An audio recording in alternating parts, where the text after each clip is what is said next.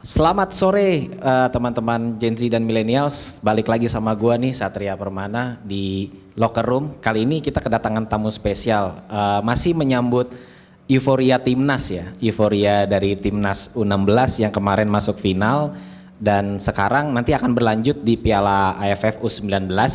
Kebetulan manajernya sama, jadi ini juga jadi salah satu hal yang menurut saya sih terobosan yang tidak biasa gitu, karena biasanya di timnas dulu tiap level umur beda, tapi ini membuktikan kalau memang pembinaan mulai berkesinambungan di PSSI. Jadi biar sama, jadi manajernya harus sama juga dan memang programnya juga sama, nanti akan masuk kepada ujungnya timnas senior. Dan di sebelah saya sudah ada Bang Ahmad Zaki Iskandar, manajer U17 dan U20. Ini kenapa sih Bang jadinya U17 sama U20? Sebenarnya kan nemeninnya kemarin U16 sama U19 ya. Bisa diceritain dulu Bang? Jadi memang Assalamualaikum warahmatullahi wabarakatuh semuanya.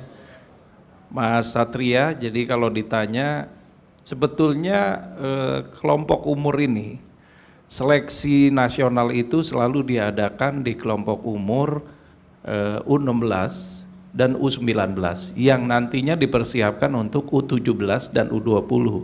Jadi kalau kita bicara mengenai U17 ya timnya adalah yang U16 tadi. Kemudian begitu juga kalau kita bicara yang U20 timnya adalah yang U19 ini. Nah, berikutnya jenjang berikutnya sebelum ke senior adalah U23 biasanya ya.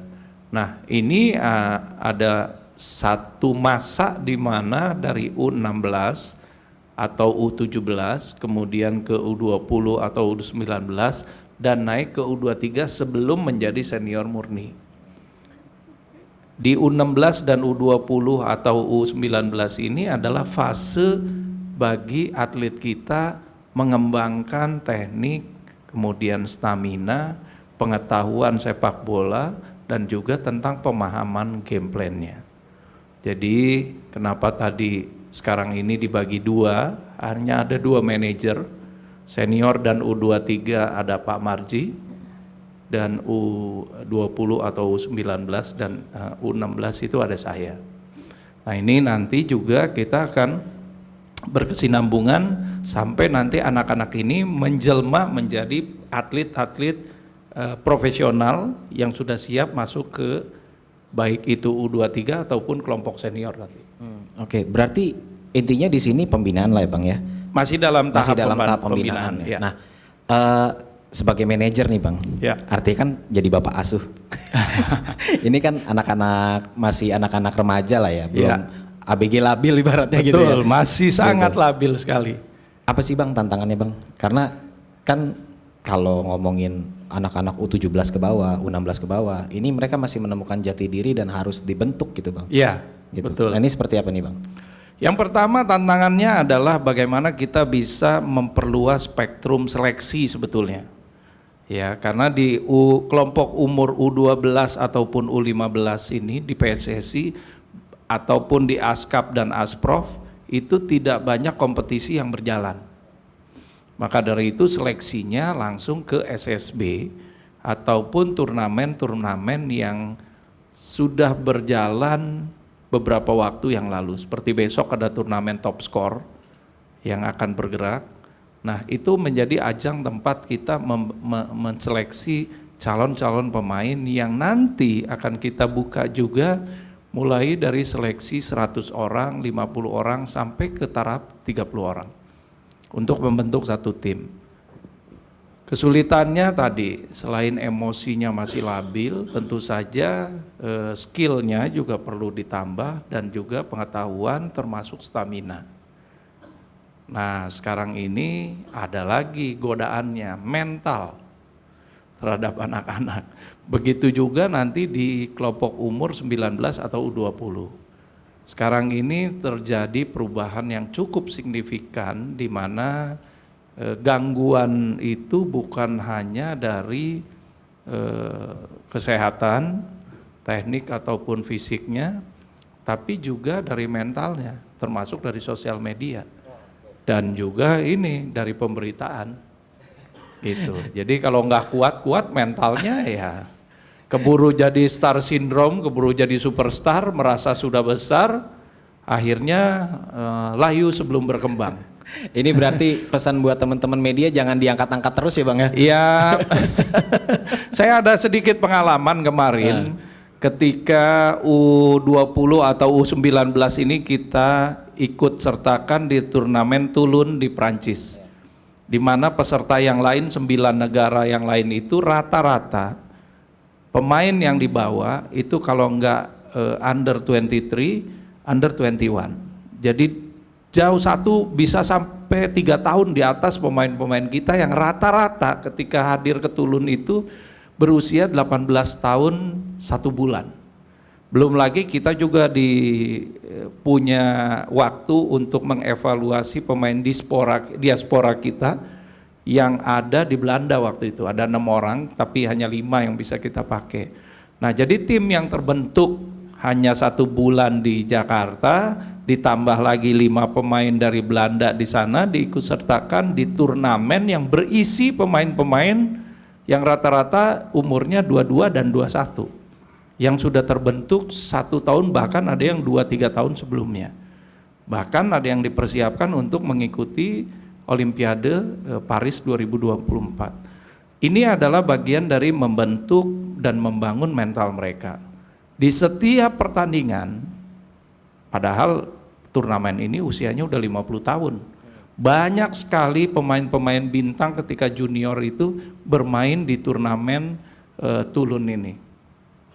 Kita sebutkan aja dulu ada David Beckham, Henry, Zidane, dan beberapa pemain yang lain. Itu rata-rata yang nonton hanya 200 sampai 300 orang. Di stadion kecil. Turnamen internasional loh, 10 negara. Meliputi Asia, Afrika, Amerika Selatan dan Eropa. Tapi yang nonton nggak lebih dari 500. Itu pun kalau 500 kalau tim Prancis yang main. Tapi kalau tim negara lain nggak lebih dari 200-300 orang. Beda banget kayak di Indonesia Bang ya? Bayangkan kemarin di Solo, turnamen U16, judulnya masih Boys Football Turnamen, 1 pertandingan rata-rata 6.000 penonton. Bahkan ketika Indonesia lawan Australia, 15.000 lebih penonton yang hadir ke Stadion Manahan. U16 loh. Itu beda banget Bang sama Toulon. Nah artinya masyarakat Indonesia itu sangat antusias sekali melihat pertandingan sepak bola. Mereka tidak melihat kelompok umurnya berapa, selama itu mewakili Indonesia, antusiasme ini pasti terbangun dengan sangat luar biasanya. Ya, walaupun pialanya juga piala AFF, itu yang namanya turnamen Marcelo yang di Toulon ini sangat luar biasa sekali, 50 tahun sudah. Nah ini juga piala AFF, kita tidak bilang piala yang biasa-biasa saja, tapi paling tidak ya kelasnya juga beda sih. Tapi antusias yang datang sangat luar biasa sekali. Dan ini bisa menjadi tambahan motivasi untuk anak-anak, tapi juga bisa menjadi pisau bermata dua, bisa juga menjadi beban ketika mereka bermain. Nah itu Bang, yang namanya beban kan kita udah berhadapan dengan beberapa fakta. Dulu juga Coach Indra punya beberapa pemain U19, Mukhlis Hadini nggak tahu kemana, Dini Pali kita nggak tahu kemana sampai sekarang. Mungkin teman-teman wartawan yang pernah ngeliput mereka tuh pada ada yang tahu mereka kemana sekarang. Jujur saya hilang jejak mereka kemana. Nah menjaga mereka sekarang gimana Bang? Karena ini kan mental health juga ya, maksudnya mereka harus dijaga secara psikologis, mereka harus dijaga secara performance juga. Nah ini ada nggak Bang treatment dari mungkin dari PSSI, dari Abang secara sebagai manajer seperti apa Bang? Federasi sekarang ini PSSI di bawah Pak Erick Thohir ya mempersiapkan tim nasional di kelompok umur dengan berbagai macam fasilitas yang dipersiapkan. Untuk U16 sendiri kami mempersiapkan bukan saja tim medis, tim teknis, kemudian tim fisik, tapi juga ada tim psikiater. Jadi memang kita dampingi mereka ini dengan 2 orang psikiater yang sudah kita hire ya, dalam rangka tadi ini kan anak-anak kita ini juga kan berasal dari background keluarga yang berbeda-beda. Motivasi mereka bermain bola ini juga berbeda-beda. Maka dari itu di dalam pertumbuhan mental mereka wajib harus ada pendampingan. Bahkan lebih jauh lagi TC yang akan kita lakukan di bulan Agustus besok sampai Oktober, Pak Ketum juga akan menyediakan guru tutor ya untuk kelas 11 dan kelas 12 atau bahkan kalau masih ada yang kelas 10 pada saat jeda istirahat mereka tidak ada aktivitas latihan itu mereka masuk kelas. Jadi akademiknya jangan sampai tertinggal juga. Nah di U19 atau U20 sama, walaupun kita tidak membuat satu program secara spesifik untuk membentuk ataupun untuk membangun mental mereka. Karena sebagus dan sebaik apapun federasi mempersiapkan fasilitas sarana prasarana, kemudian tadi dukungan dari berbagai macam sektor, pada akhirnya kembali kepada mental anak-anak pemain kita. Kita juga tidak berharap kejadian seperti beberapa tahun terakhir ini belum, ya tadi saya bilang layu pada saat mereka belum benar-benar berkembang, kejadian lagi di grup timnas yang sekarang. Maka dari itu motivasi kepada mereka ini sangat beragam kita berikan. Karena kalau enggak mungkin bisa menjadi beban juga bagi mereka. Nah, satu lagi, anak-anak kita ini kebanyakan selalu cepat berpuas diri. Tadi ketika sudah mendapatkan, ini sangat luar biasa sekali loh, sosial medianya anak-anak U16 ini padahal umurnya masih 14 sama 15 tahun. Tiba-tiba yang followernya tadinya cuma 200, 300, sekarang bisa langsung loncat, bisa ribuan, bahkan bisa belasan ribu. Dalam hanya 1-2 momen aja tuh, 1-2 minggu aja bisa langsung loncat. Nah ini kan juga jadi cobaan buat mereka. Pada saat TC betul kita ketat dengan mereka, tapi setelah kita kembalikan mereka ke keluarganya masing-masing, TC-nya berakhir, turnamennya selesai, ya kan kembali lagi kepada mereka. Kalau mereka mau disiplin, ini aturannya yang harus diikuti. Tapi kalau mereka nggak bisa disiplin, tadi hanya sebatas seperti kembang api yang muncul.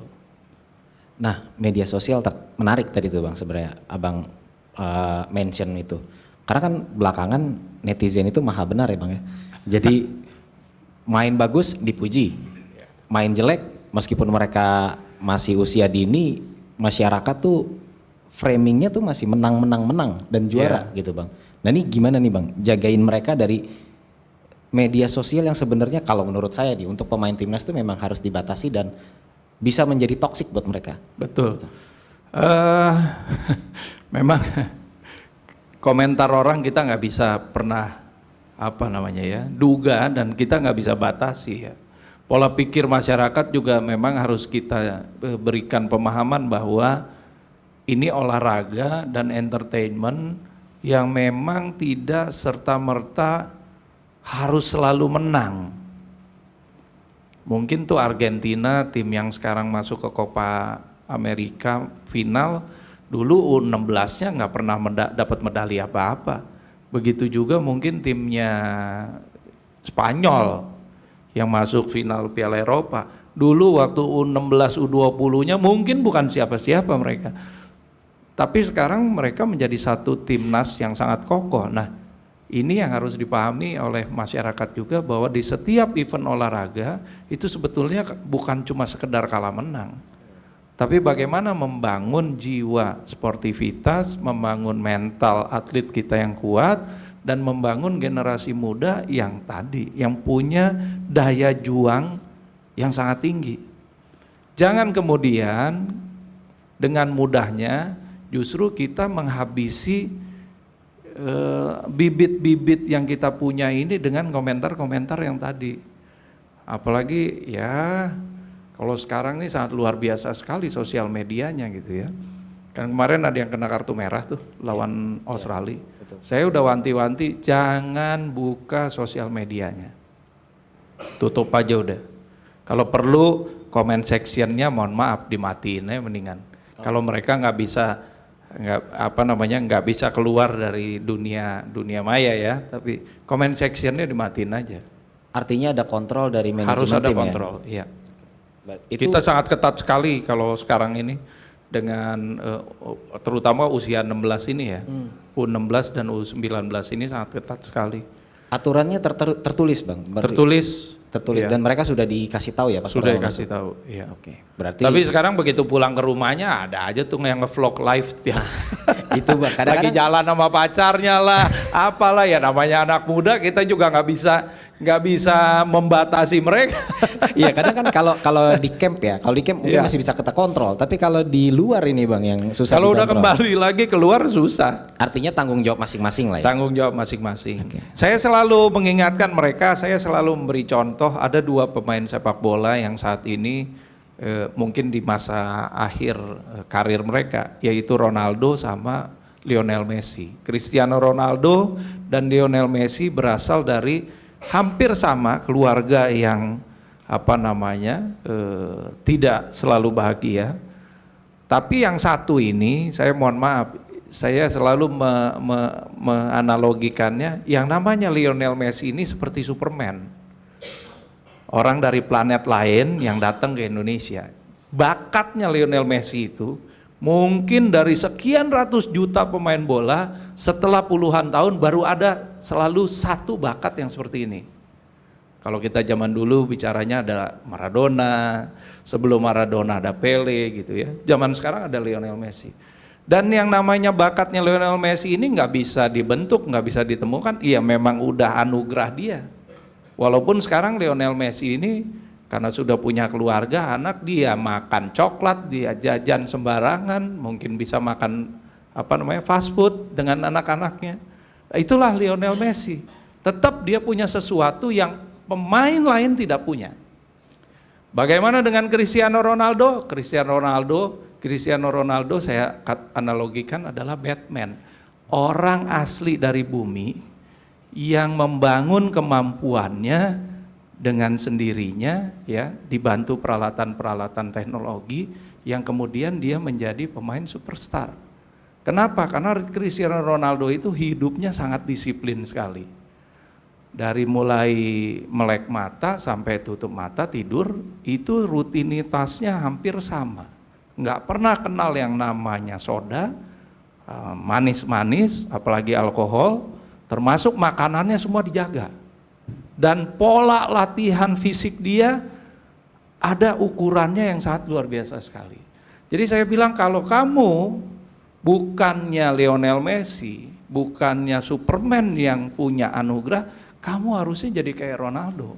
Tapi menjadi Ronaldo ini nggak mudah, karena harus punya disiplin yang tinggi, komitmen, dan juga integritas. Nah inilah yang kita harapkan. Siklus pemain bola di Indonesia ini sangat cepat sekali.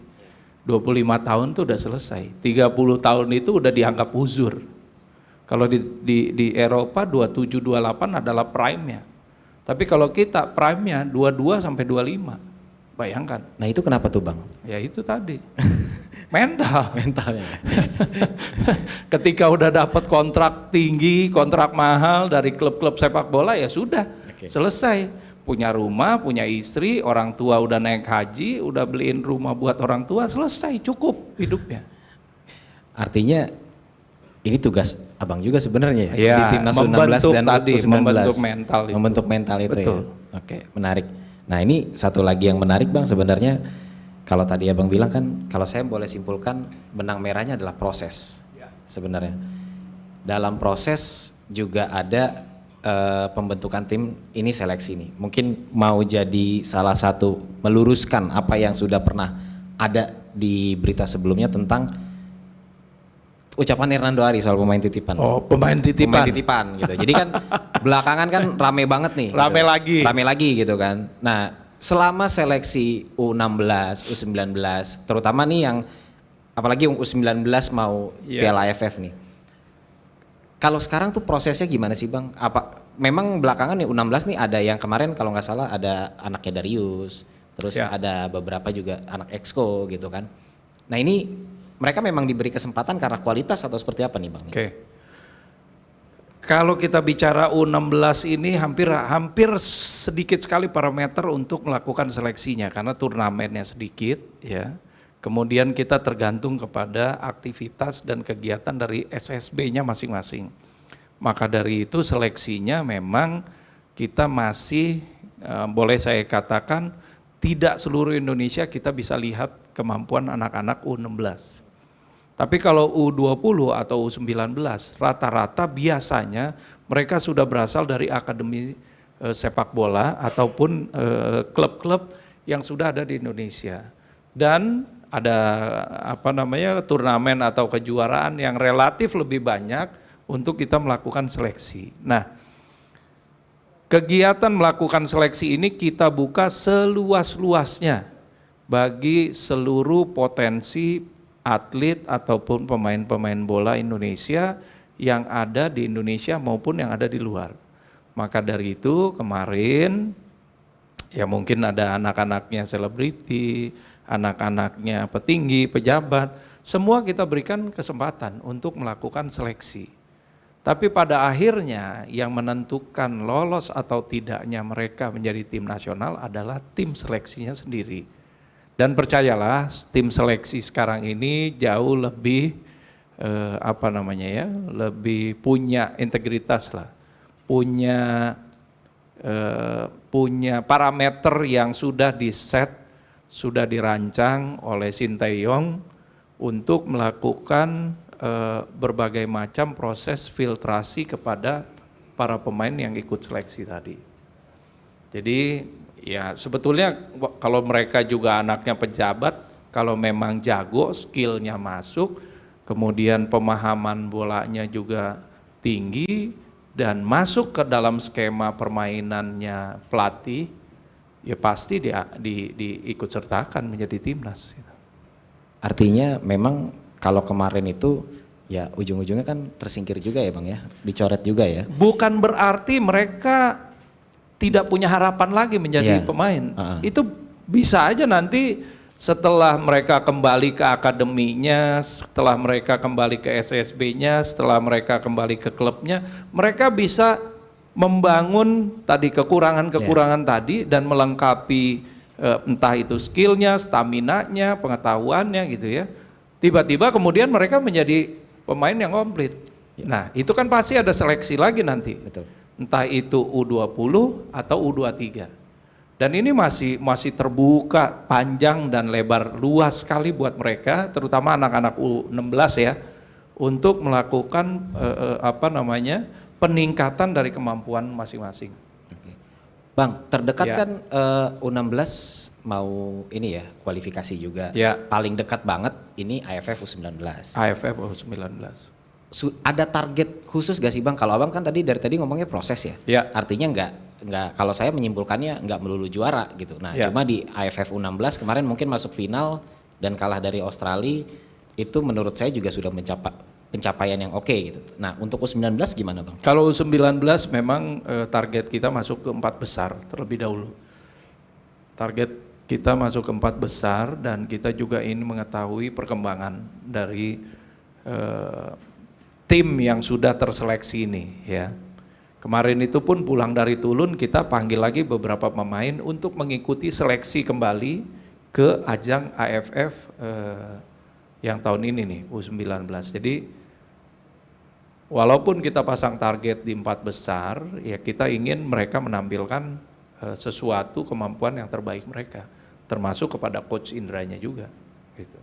Jadi apa yang kita lakukan selama ini itu melihat dari perkembangannya pasti ada buahnya lah.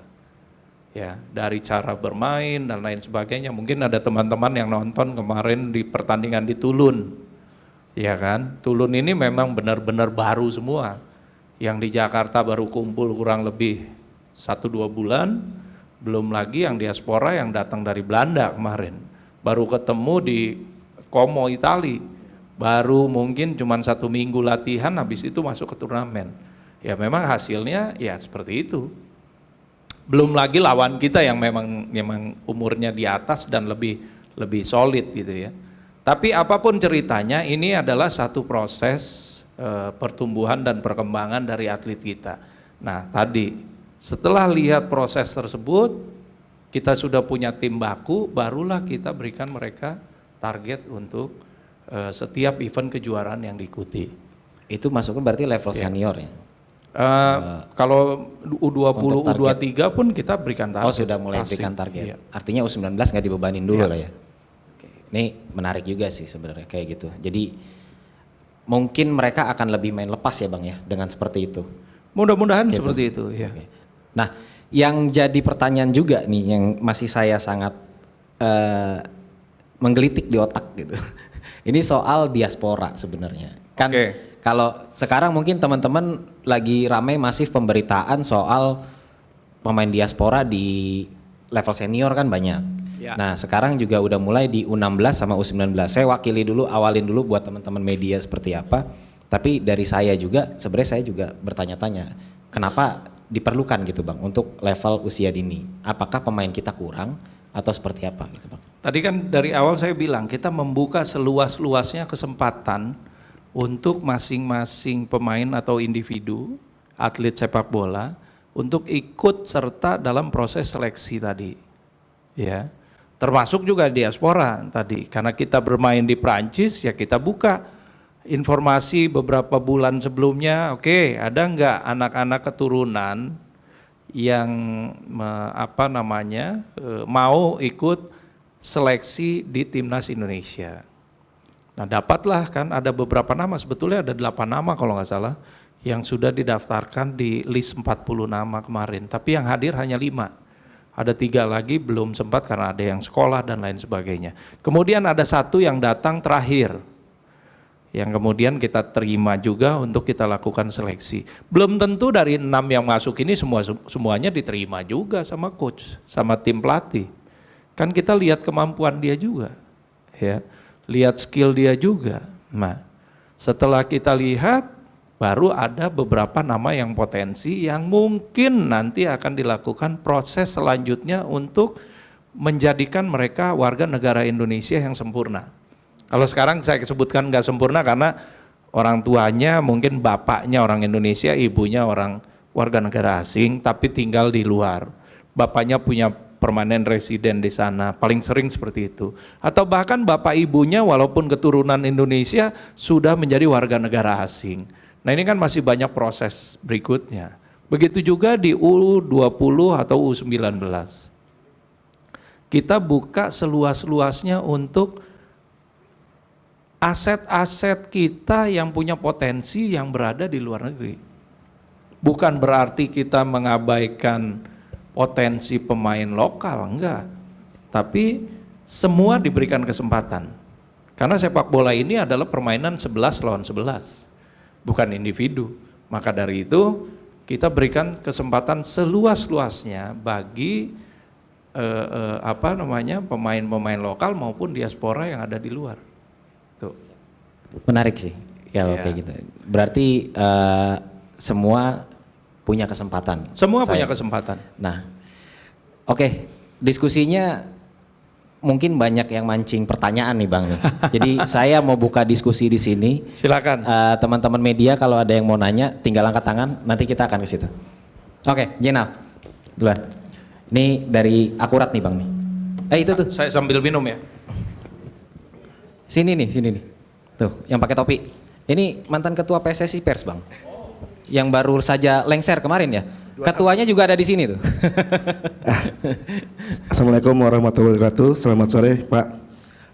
Menarik tadi pembahasan Bapak bahwa membuka kesempatan bagi seluruh talenta pemain yang baik ada di bahkan sampai luar negeri gitu. Tapi pertanyaannya, apakah sudah dilakukan Pak untuk level usia dini baik U16, U17 itu bahkan sampai ke wilayah Indonesia juga Pak, bahkan sampai pelosok-pelosok timur gitu Pak. Terkadang tanpa sepengetahuan saya juga kayaknya sih agak kurang gitu Pak kalau sampai ke pelosok-pelosok timur. Apakah mungkin nanti ke depannya juga akan dilakukan itu pencarian bakat bahwa sampai ke pelosok-pelosok sehingga memang talenta asli yang dari dalam Indonesia yang memang tidak terjangkau tetap akan terdapat gitu Pak. Kedua, masalah naturalisasi atau diaspora, adakah setidaknya mungkin di kelompok usia muda ada psikolog atau segala macam, itu intinya menguatkan mental para pemain. Setidaknya kan dari para usia muda dia berdarah-darah ingin masuk timnas sampai level senior, tapi terkadang di level seniornya sudah dipotong dengan adanya pemain naturalisasi gitu Pak. Setidaknya membakar mentalitas mereka sebagainya untuk tetap berani bersaing dengan para pemain luar nanti. Setidaknya nanti juga mungkin kedepannya memang naturalisasi sudah stop dan memang bakat-bakat memang dari bawahnya Pak. Terima kasih Pak. Baik, saya langsung jawab. Yang pertama, kita belum maksimal melakukan seleksi terutama di usia dini, U16 ke bawah atau U17 ke bawah. Kenapa? Karena Indonesia dari Sabang sampai Merauke sangat luas dan besar sekali. Kemudian yang kedua, tidak ada turnamen reguler untuk anak-anak usia dini. Nah, makanya yang sekarang sedang dilakukan ini turnamen top score ini menjadi salah satu ajang untuk pencarian bakat. Ya, kita juga berharap asosiasi provinsi PSSI di setiap provinsi se-Indonesia ini menggulirkan turnamen U12, U15 dan U17-nya agar kita punya stok pemain tadi. Makanya Ketua Umum PSSI sekarang ini mewajibkan asprof se-Indonesia ini punya jadwal kalender turnamen untuk kelompok umur juga. Nah, apakah ini masih terbuka? Masih sangat terbuka. Karena beberapa waktu ke depan ini kita juga akan mengirimkan talent scouting atau pelatih untuk melihat potensi-potensi yang ada di Indonesia. Jadi sekali lagi U16 ini belum maksimal. Bagaimana dengan U19 dan U20? Ini pun masih belum maksimal. Kenapa? Karena yang tersaring masuk ke dalam akademi-akademi SSB yang memang sudah terdaftar dan sudah panjang karirnya, ataupun klub sepak bola, itu belum semuanya bisa kita lihat. Nah, jadi masih banyak sekali proses program seleksi yang nanti akan dilakukan oleh PSSI. Indonesia ini negara besar sekali sebetulnya. Kita ini bisa punya stok tim nasional untuk tiap kelompok umur minimum 100 pemain per kelompok umurnya. Itu kalau untuk Indonesia ya. Itu minimum ya? Minimum sebenarnya. Itu minimum. Kalau tadi secara reguler turnamen kelompok umumnya berjalan dari Sabang sampai Merauke nih. Yang sekarang Sinteyong punya, ini juga satu berita yang luar biasa. Stok pemain Sinteyong untuk senior itu lebih dari 50 dia punya database-nya. Jadi kalau mohon maaf, Jordi Amat misalnya, tadi kalau kita bicara yang naturalisasi, Jordi Amat udah di peak performance-nya, sekarang lagi declining, gantinya banyak banget. Elkan Bagot nggak bisa datang kemarin, nggak usah khawatir, Sinteyong nggak akan khawatir lagi karena stok dari U23 juga ada. Jadi diaspora maupun lokal itu nanti persaingannya akan sangat tinggi sekali. Belum tentu juga diaspora ini langsung diambil, dicomot begitu aja. Karena kita juga akan melihat kemampuan mereka. Kalau diasporanya kemampuannya sama aja sama yang lokal atau bahkan lebih di bawah, ya pasti akan tereliminir dengan sendirinya gitu. Jadi nggak usah khawatir dengan diaspora, tapi dengan adanya diaspora ini mudah-mudahan bisa meningkatkan lagi standar standar kemampuan ataupun standar seleksi untuk timnas kita. Kenapa yang diaspora di luar ini bukannya kita membangga-banggakan, enggak, SSB-nya berbeda dengan apa yang dilakukan SSB di Indonesia. Mereka mungkin diberikan pemahaman bagaimana mereka menjadi atlet, bagaimana cara pola hidupnya, pola latihannya, pola tidurnya. Walaupun di Indonesia ada sesuatu yang lebih baik juga dari yang ada di luar, tapi mungkin di kita tidak pernah diberikan pendidikan. Mohon maaf ya, kamu nggak boleh lagi nih kalau mau jadi atlet makan mie instan. Kamu nggak boleh lagi kalau jadi atlet makan makanan processing meat, processing food. Iya. Ya kan? Kamu nggak boleh lagi mungkin ini tidak pernah ada di SSB kita. Di sini udah dapat makan siang aja udah bagus, kira-kira gitu ya. Nah ini sesuatu yang mungkin sedikit berbeda. Kurikulumnya beda ya Bang ya? Kurikulumnya beda. Tapi jangan salah, itu Belanda kemarin yang saya bawa itu suruh skipping nggak ada yang bisa loh. Suruh jongkok bisa. Suruh skipping nggak ada yang bisa. Beneran, itu stretchingnya mereka masih sangat kaku sekali. Beda dengan stretchingnya kita. Nah, akhirnya yang bagus dari anak-anak ini yaitu tadi pola makannya, pola istirahatnya, semua mereka disiplin. Ya. Tapi yang jeleknya juga ada. Yang bagus dari kita kasih ke mereka, yang bagus dari mereka itu yang kita ambil buat anak-anak kita. Kira-kira gitu. Jadi mereka juga bisa belajar dari kita sebenarnya. Oh iya, sekarang diwajibin tuh pada skipping semua. Satu lagi Bang sebenarnya, Ya. harus belajar bahasa Indonesia mereka. Ya, kitanya harus belajar bahasa Inggris, anak-anak kitanya, agar mereka bisa percaya diri main di luar. Anak-anak itu juga harus belajar bahasa Indonesia, karena bentar lagi mereka jadi warga negara Republik Indonesia. Gitu. Iya betul. Oke, gitu. Silakan Ada lagi? kedua. Oke, silakan.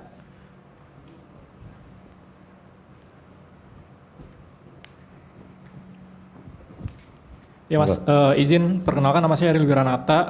Saya ingin menyoroti dalam beberapa hari terakhir ini pelatih Nova Arianto pernah mengkritik masalah sepak bola gajah yang ada di liga anak-anak ya. Nah itu apakah dari timnas atau PSSI ini ada langkah tersebut dengan tegas, karena menurut saya ini akan merusak mental dari anak-anak muda, mereka takut untuk bersaing dengan pengaturan seperti ini Mas. Terima kasih. Ini sekarang lagi investigasi oleh Komisi Disiplinnya PSSI, karena jangan sampai di usia dini ini anak-anak sudah diajari hal-hal yang tidak sportif, ya. Kita berharap mereka masuk ke dunia olahraga ini memiliki jiwa yang sportif, kemudian memiliki mental sebagai atlet ataupun petarung yang gigih, tidak mudah menyerah, dan kemudian mempunyai fisik yang juga sehat. Gitu. Ingin kita sebetulnya secara umum, kenapa anak-anak kita lebih baik mereka berolahraga adalah selain fisik, membangun mental mereka. Nah, kalau sampai dalam taraf pertumbuhan atau pendidikannya mereka sudah disisupi oleh hal-hal seperti ini, ya wajib kita berikan sanksi tegas. Jadi sekali lagi, saya juga cukup prihatin dengan apa yang kita lihat, walaupun itu hanya cuplikan ya, kita nggak lihat semuanya. Saya juga belum lihat semuanya soalnya, cuplikan aja. Tapi memang SSB yang seperti itu tuh harus diberikan sanksi.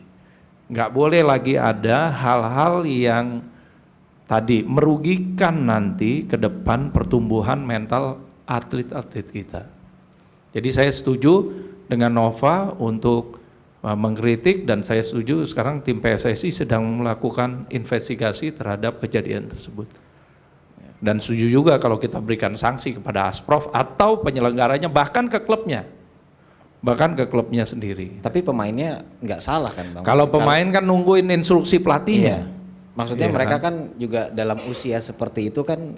Kalau pasti untuk ada tekanan pemain juga. karena masih anak-anak, kita akan coba rehabilitasi mentalnya lah. Tapi kalau udah tua sih harus dihukum juga kalau yang beda perlakuan tadi beda ya, Bang, perlakuan. ya? Ya. Oke, siap. Ada lagi yang mau tanya? Silakan angkat tangan aja, jangan malu-malu. Monggo. Santai nggak aja. kelihatan. Sorry. Sore, Pak Ahmad Rauf dari Antara, Pak. Izin Pak, mau nanya, kan kalau teman-teman yang masih muda nih, yang Bapak handle, kan biasanya kalau anak cowok mah lagi masa-masanya bandel gitu Pak ya. Itu ada ini nggak sih Pak, maksudnya kayak dari tim, dari manajemen tuh misalnya ada hal-hal yang masih bisa ditolerir gitu, atau kayak, ya boleh cerita gitu Pak, pendekatannya soalnya kan saya punya anak aja udah mulai itu Pak, mulai bandel ya. Nah ini kan apalagi kan punya tanggung jawab ke negara segala macam itu Pak. Makasih Pak. Kalau untuk disiplin kita tidak ada toleransi. Jadi pendidikan dan pengalaman serta pemahaman mengenai disiplin, komitmen itu memang di U16 sudah diajarkan. Jadi mereka makan juga harus bersama-sama, harus tepat waktu, bahkan kalau bisa sebelum waktu yang kita tentukan mereka sudah harus ada. Jadi dari hal-hal yang kecil aja kita sudah memberikan proses pendisiplinan kepada pemain dan atlet-atlet kita, termasuk nyampah.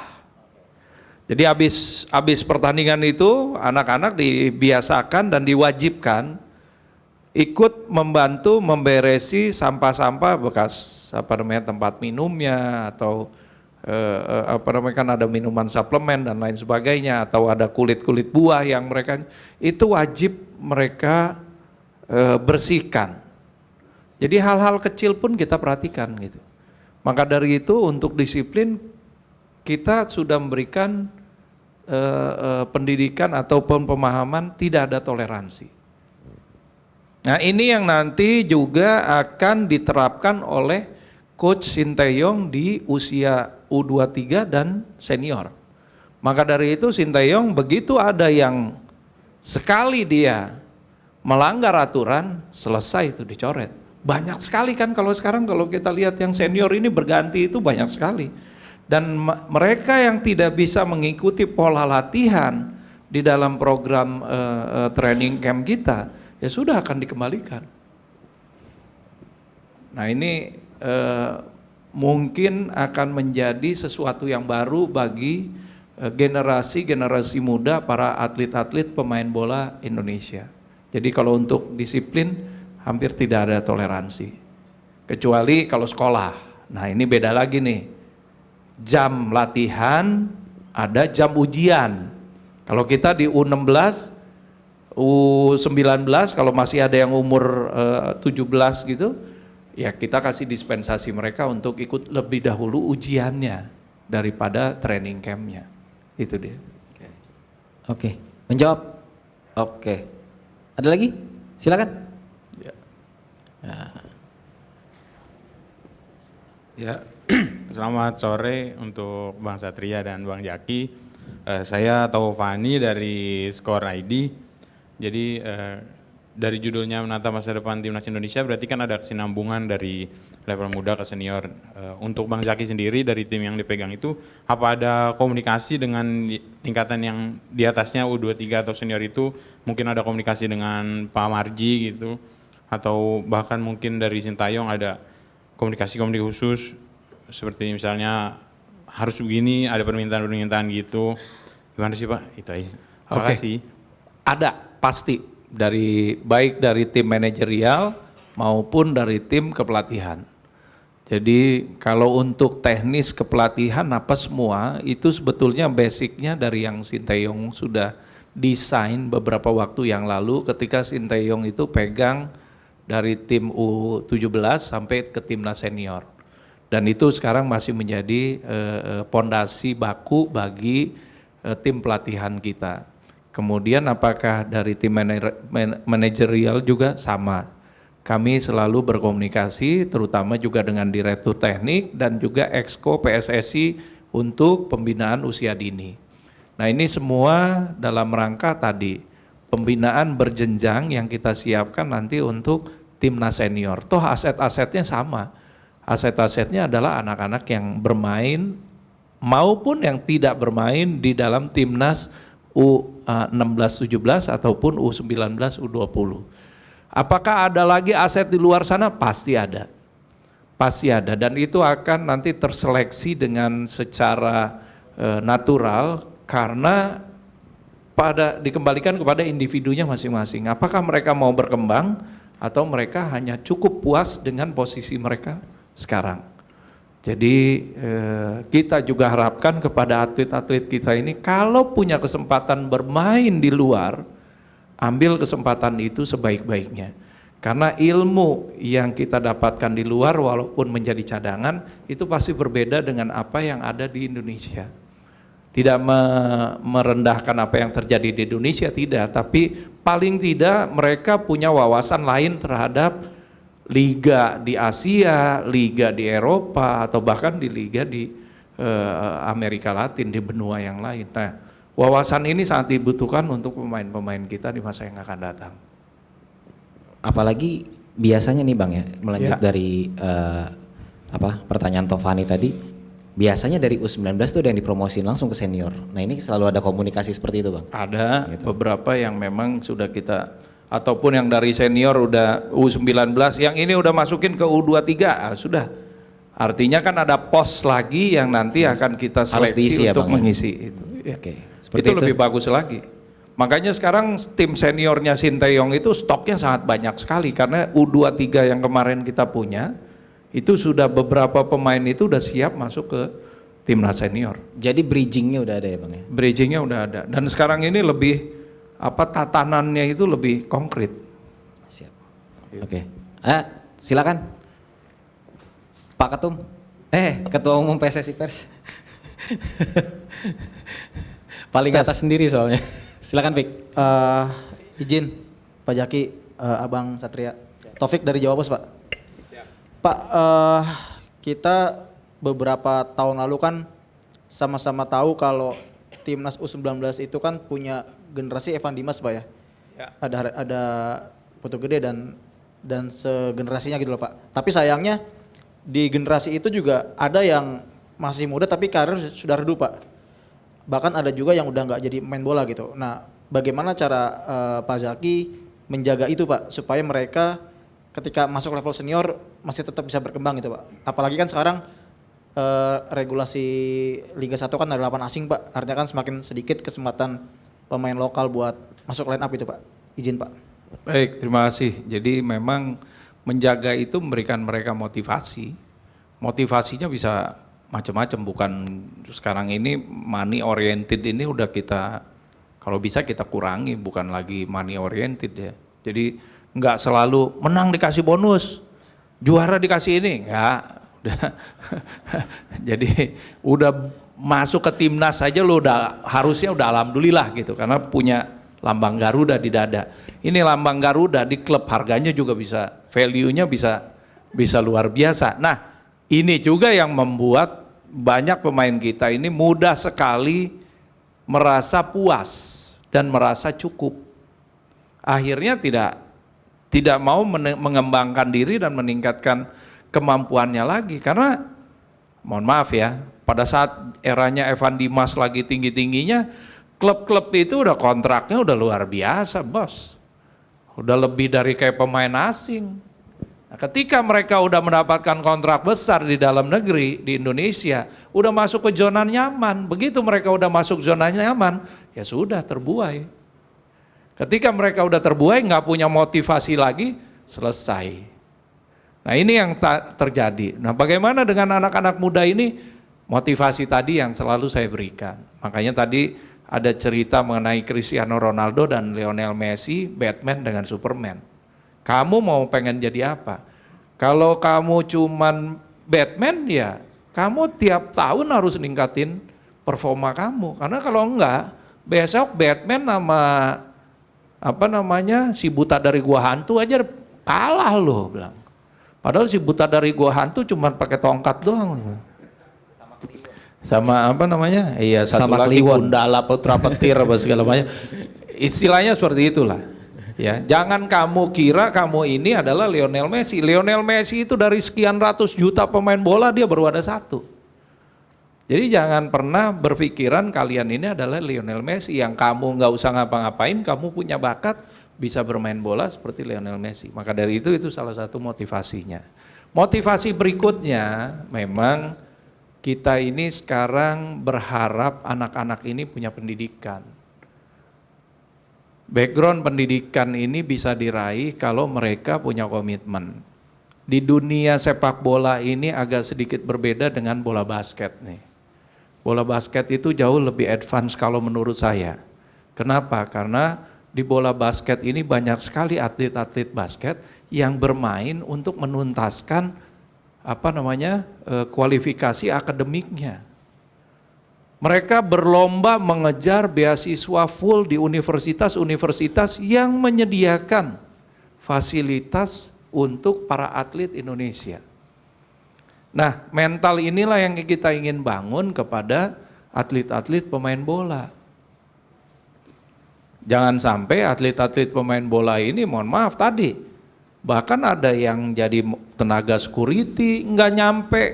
Dia juniornya memang punya Garuda di dada, tapi begitu masuk ke level berikutnya selesai. Karena tadi mental yang tidak terbangun dan tidak pengen mau lebih maju. Ini yang kita harapkan nanti ke depan, Federasi PSSI juga akan berbicara dengan beberapa universitas untuk memberikan fasilitas full beasiswa bagi anak-anak ataupun atlet-atlet sepak bola Indonesia. Agar mereka juga terpacu. Jadi di luar karir sepak bola mereka ada kehidupan lain yang mereka harus jalani setelah karir sepak bolanya selesai.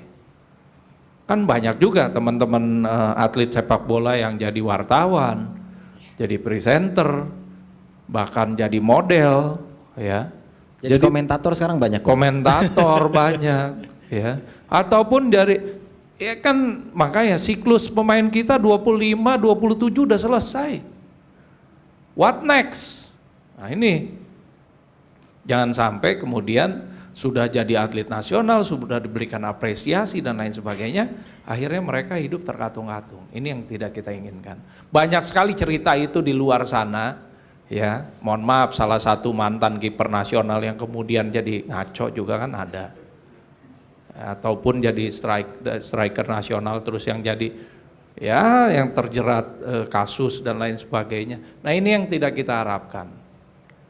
Masukan informasi kepada anak-anak kita ini semua kita berikan agar mereka punya wawasan ataupun punya pengetahuan mengenai hidup di luar sepak bola setelah mereka selesai. Basicnya pendidikan berarti ya Bang ya? Basicnya harus melalui pendidikan lagi. Karena sekarang sebenarnya banyak sih Bang, kalau yang dari lulus jebolan Indra Syafri kayak tadi Taufik bilang tuh. Yanto Basna menurut saya adalah contoh paling sukses karena dia udah S2 loh Bang. Jadi kebetulan saya sering ngobrol juga sama dia kan di WhatsApp. Jadi kayak saya justru saya iri sama dia. Malah saya ngambil S2 gara-gara dia gitu sebenarnya gitu. Dia aja pemain bola berani, dia aja pemain bola berani, kenapa saya enggak gitu. Jadi ya memang saya setuju juga sama Bang, pendidikan sih. Oke, tadi ada satu, silakan. Perkenalkan nama saya Rifan, saya mau bahas dari turnamen Toulon yang kemarin di Prancis Pak. Ya. Saya melihat di sosial media dan menurut saya juga saya sepakat game plan-nya itu belum jelas gitu Pak. Sedangkan kalau menurut saya di kelompok umur lainnya di U17 Coach Nova itu udah kelihatan game plan-nya. Nah maksud saya ini kan temanya juga sesuai, menatap masa depan. Coach Sintayong kan cukup detailing ya soal pemahaman taktik dan game plan itu. Nah untuk U20 yang kemarin di Toulon ini ada evaluasi nggak sih Pak dari Coach Indra dan Bapak sebagai manajer? Kalau boleh berbagi di sinilah evaluasinya apa? Yang pertama, kita ke Toulon itu adalah sebetulnya untuk seleksi. Ya, baik seleksi yang ada di lokal, di domestik, maupun seleksi pemain diaspora yang ada di Belanda waktu itu. Jadi kemarin ke Toulon itu, kumpul di Jakartanya baru kurang lebih sekitar 1 bulan. 1 bulan lebih lah, training camp ke Jakartanya. Kemudian yang diaspora ini nih, yang 6 orang, ya baru ketemunya di Italia. Hanya kurang dari 1 minggu sebelum turnamen mulai. Jadi bayangkan personil-personil yang tergabung ini masih sangat baru, ya. Kemudian kita masuk ke dalam turnamen yang diikuti oleh tim-tim yang sudah mempersiapkan timnasnya secara baik dan sudah bertahun-tahun. Italia under 23 di satu grup kita ya. Kemudian ada Panama under 23 yang tahun lalu udah juara di Toulon. 90% pemainnya masih sama. Kemudian ada Jepang. Satu lagi ada Ukraina under 23 yang dipersiapkan ikut di Olimpiade. Nah ini bisa kelihatan ketika kita juga coba pemain-pemain diaspora kita. Jadi memang secara strategi, secara game plan, ya bayangkan individu-individu yang baru dikumpulkan beberapa saat kemudian disuruh main. Ya pastinya tidak seperti sesuatu yang kita bentuk ataupun tim yang kita bentuk 1-2 tahun atau bahkan 3 tahun secara berkesinambungan. Pasti akan berbeda di sana. Dan memang hasilnya juga kelihatan. 2 game terakhir, Coach Indra itu memakai 90% pemain yang berangkat dari Jakarta. Makanya 2 game terakhir itu kalahnya tidak terlalu mencolok. Yang satu kalah 2-1, yang satu kalah 1-0 kalau nggak salah sama Italia ya. Yang satu sama terakhir Korea Selatan, satu sama Jepang apa. Itu pun nggak terlalu mencolok kalahnya. Artinya ketika kita pakai pondasi tim yang sudah kumpul lebih lama dengan individu-individu yang sudah solid dibandingkan dengan tim yang baru berkumpul dan individu-individu yang baru datang, ya pasti hasilnya berbeda. Di setiap pertandingan itu ada beberapa skema yang juga dicoba oleh Coach Indra. Ada yang pakai 4-3-3, ada yang pakai 3-4-3 atau bahkan 3-5-2 beberapa pertandingan. Ada juga yang pakai 4-1-4-1.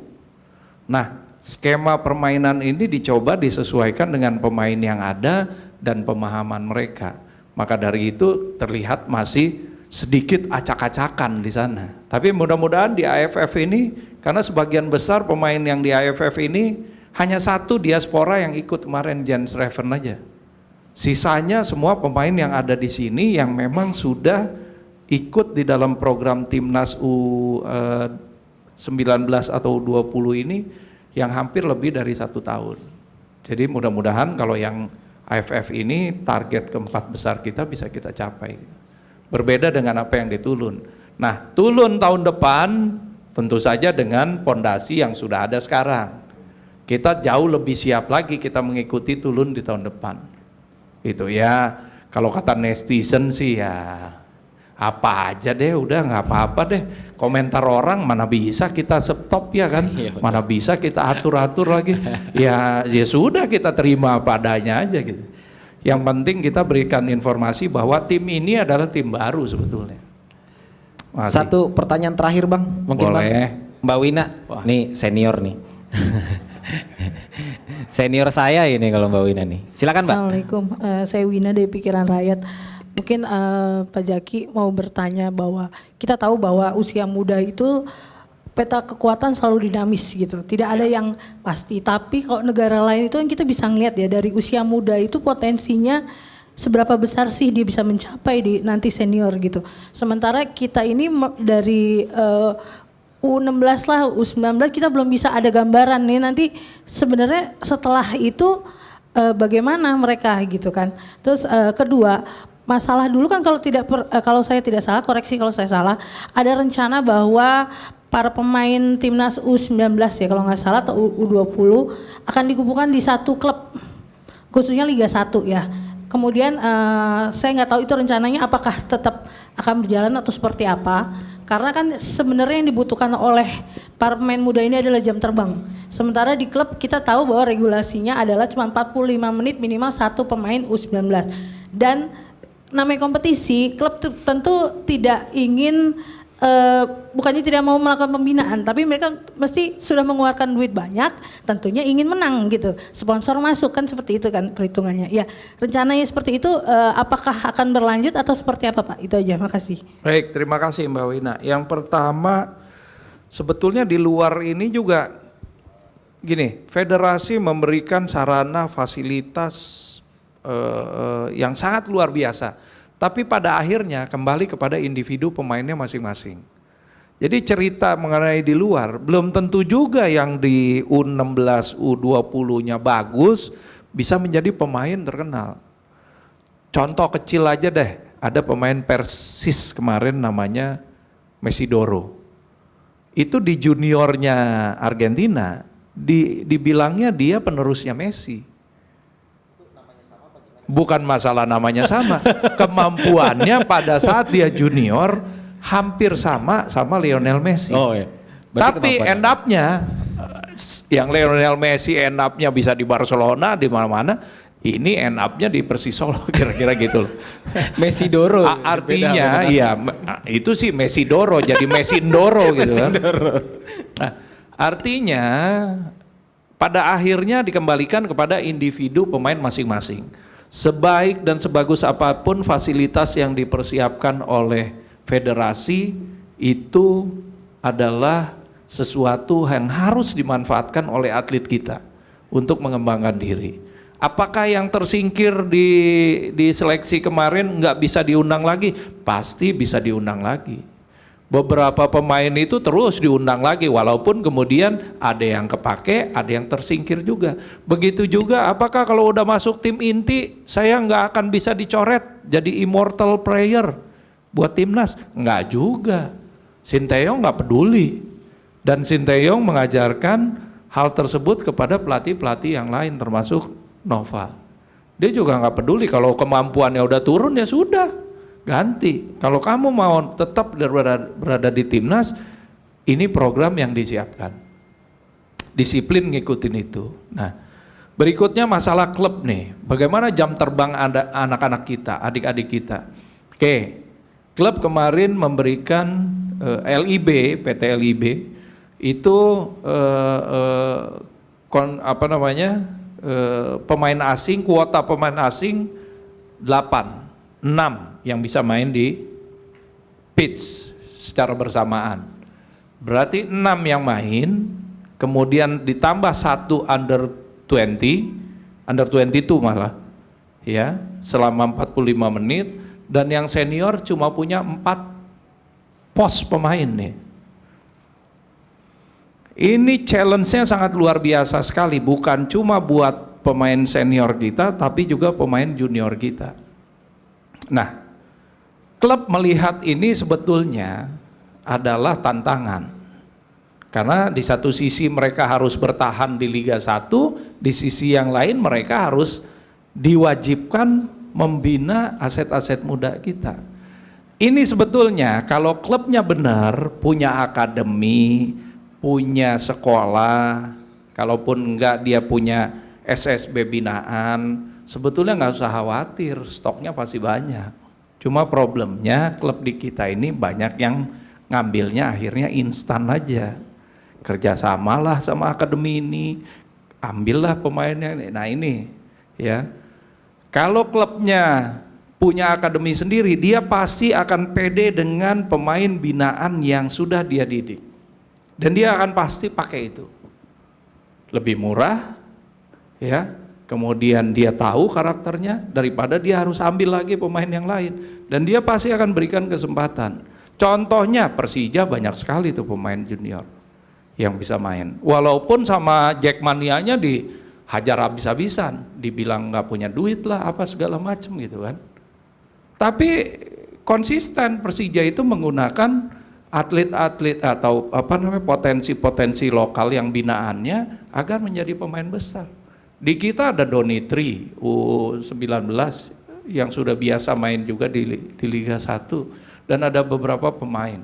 Nah, hal ini kembali lagi kepada proses pembinaan di klubnya masing-masing. Apakah masih ada celah? Masih banyak. Liga 2 itu memberikan ruang bagi pemain U22 untuk lebih banyak lagi. Tapi Bang, Liga 2 itu kan lebih keras dari Liga 1. Ya memang.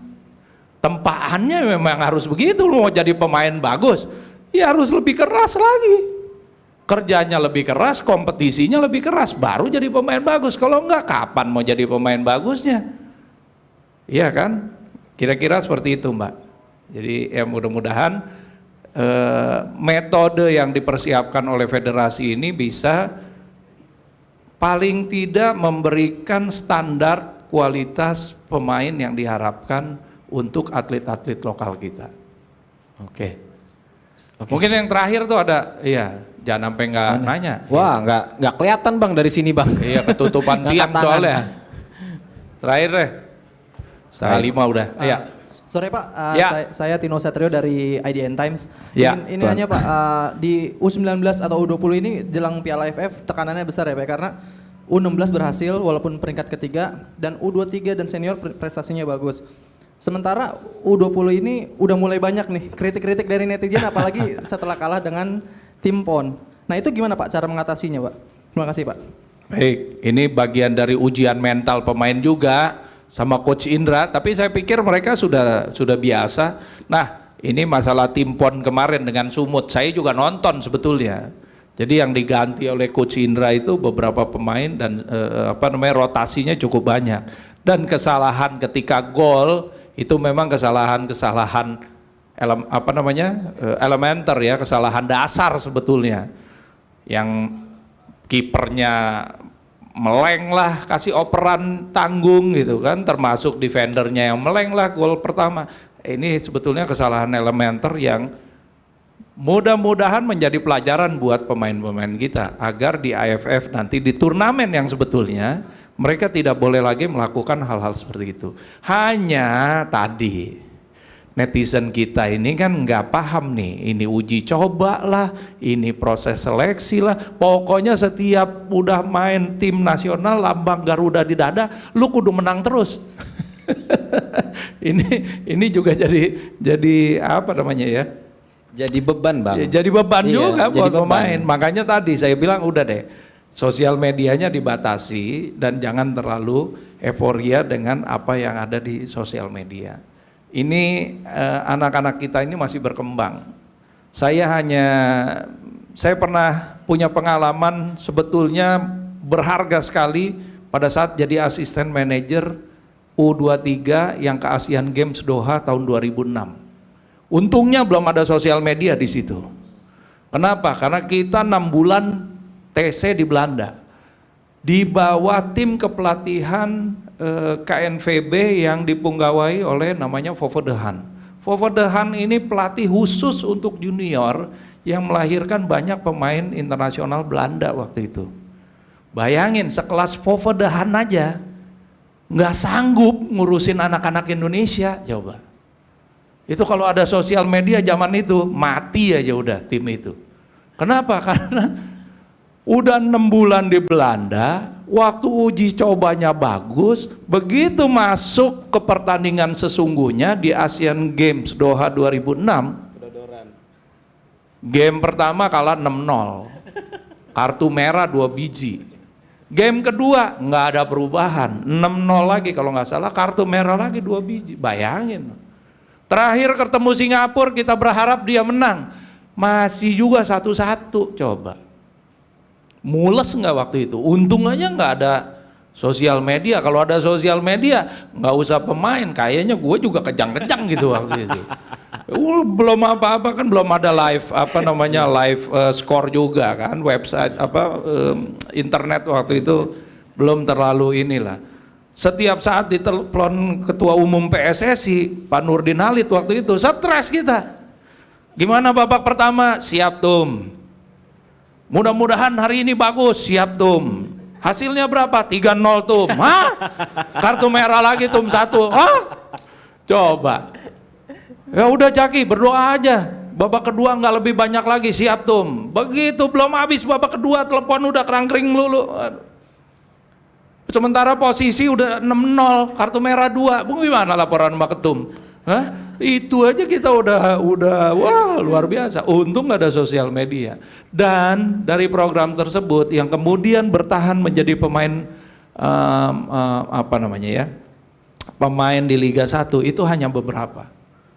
Sekarang masih ada namanya Jajang Mulyana. Dari striker sekarang menjadi central back, main di Bali United. Itu yang paling muda waktu itu. Sebelumnya ada Ahmad Bustomi, Taufik, satu lagi yang main di Persija. Ya, Tony Sucipto. Toncip. Dari yang lain cuma 3 itu aja yang bertahan sampai generasi sekarang nih. Sisanya Ferry Rotin Sulu, Bobby Satria udah selesai. Hah? Nah ini pelajaran dan pengalaman yang sangat berharga. Belum tentu juga yang kita bina ini jadi semua. Belum tentu juga yang kita bina ini nggak jadi semua. Nah, kita cuma berharap fasilitas, sekali lagi fasilitas dan seluruh sarana prasarana yang disediakan oleh federasi dimanfaatkan sebaik-baiknya oleh para atlet-atlet nasional kita. Untuk mendapatkan fasilitas itu kalian harus semuanya kerja keras. Karena tadi sekarang sistem seleksi nggak ada lagi tadi yang titip-titipan.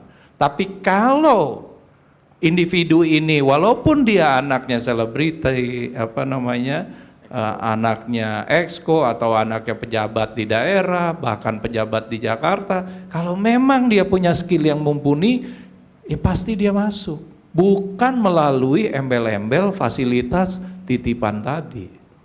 Gitu. Oke, Menjawab, Tin, ya? terima kasih. Oke. Ya, Nih diskusinya padat banget Bang.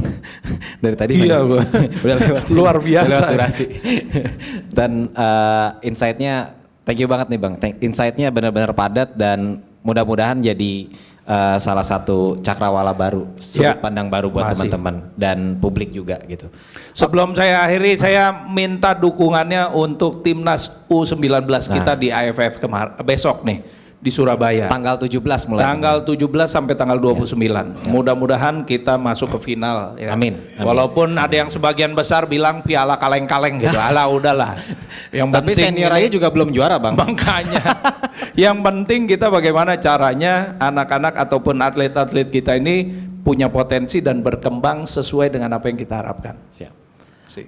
Oke. Gitu aja teman-teman, thank you banget, diskusinya padat banget, diskusinya seru banget dan mungkin masih banyak yang mau nanya cuma karena durasi kita nggak bisa lanjutin lagi ya. Jadi kita juga karena Bang Zaki mungkin masih ada agenda lain, locker room kali ini kita tutup.